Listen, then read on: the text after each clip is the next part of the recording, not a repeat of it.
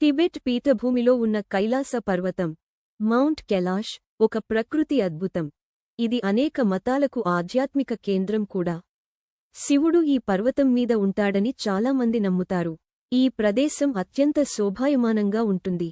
మతపరమైన ప్రాముఖ్యత, భౌగోళిక స్థానం కారణంగా దీన్ని తరచుగా ప్రపంచ కేంద్రం సెంటర్ ఆఫ్ ద వరల్డ్ గా సూచిస్తారు.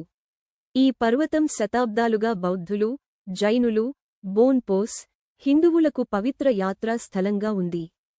హిందూ పురాణాల ప్రకారం శివుడు, పార్వతి, గణేశుడు, కార్తికేయుడు కైలాస పర్వతంపై నివసిస్తున్నట్లు చెబుతారు. కైలాస పర్వతం నుండి సింధు, బ్రహ్మపుత్ర, కర్నాలి, సట్లేజ్ వంటి నదులు ప్రవహిస్తాయి. ఈ పర్వతాన్ని దైవిక శక్తులు రక్షిస్తాయని, దీన్ని ఎవరూ అధిరోహించకుండా ఉండేందుకు దేవుళ్లే చాలా కఠినంగా సృష్టించారని కొందరు విశ్వసిస్తారు.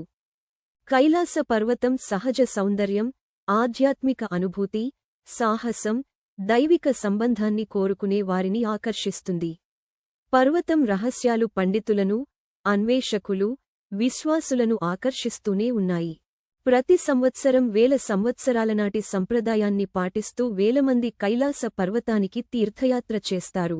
అనేక మతాలకి చెందిన యాత్రికులు కైలాస పర్వతాన్ని పాదాలతో చుట్టిరావడం పుణ్యఫలదాయకమైన పవిత్ర ఆచారంగా నమ్ముతారు. హిందువులు, బౌద్ధులు ఈ ప్రదక్షిణాయాత్రని సవ్యదిశలో చేస్తారు. జైన, బోన్పో మత అనుయాయులు ఈ పర్వతాన్ని అపసవ్య దిశలో చుడతారు. కైలాస పర్వతం చుట్టూ ఉన్న ప్రదక్షిణామార్గం 52 కిలోమీటర్లు పొడవైనది. కైలాస పర్వతంపై ఉన్న కఠినమైన భూభాగం, తీవ్రమైన వాతావరణ పరిస్థితుల వల్ల దీనిని అధిరోహించడం మానవులకు అసాధ్యంగా మారింది.